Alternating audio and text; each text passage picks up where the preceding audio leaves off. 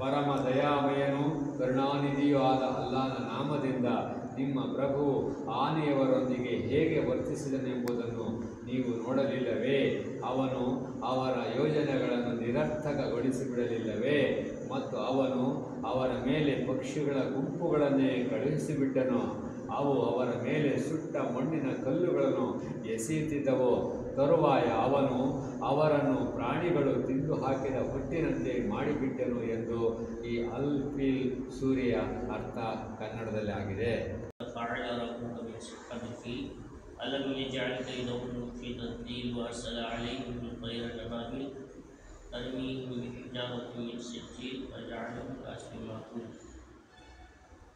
अल्लाह के नाम से शुरू जो नहायत मेहरबान रहम वाला। ये सूरे फील है और सूरे फील मक्किया है। ऐ महबूब, क्या तुमने न देखा तुम्हारे रब ने उन हाथी वालों का क्या हाल किया?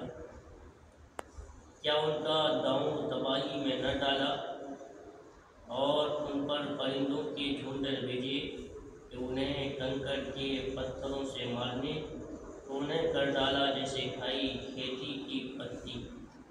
बोले ಪರಮ ದಯಾಮಯನು ಕರುಣಾನಿಧಿಯಾದ ಅಲ್ಲಾಹನ ನಾಮದಿಂದ ನಿಮ್ಮ ಪ್ರಭು ಆನೆಯವರೊಂದಿಗೆ ಹೇಗೆ ವರ್ತಿಸಿದನೆಂಬುದನ್ನು ನೀವು ನೋಡಲಿಲ್ಲವೇ?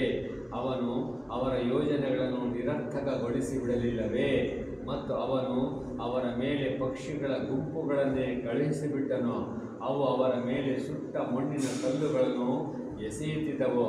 ತರುವಾಯ ಅವನು ಅವರನ್ನು ಪ್ರಾಣಿಗಳನ್ನು ತಿಂದು ಹಾಕಿದ ಹೊಟ್ಟಿನಂತೆ ಮಾಡಿಬಿಟ್ಟನು ಎಂದು ಈ ಒಂದು ಸೂರ್ಯ ಫೀಲಿನ ಅರ್ಥ ಆಗಿದೆ.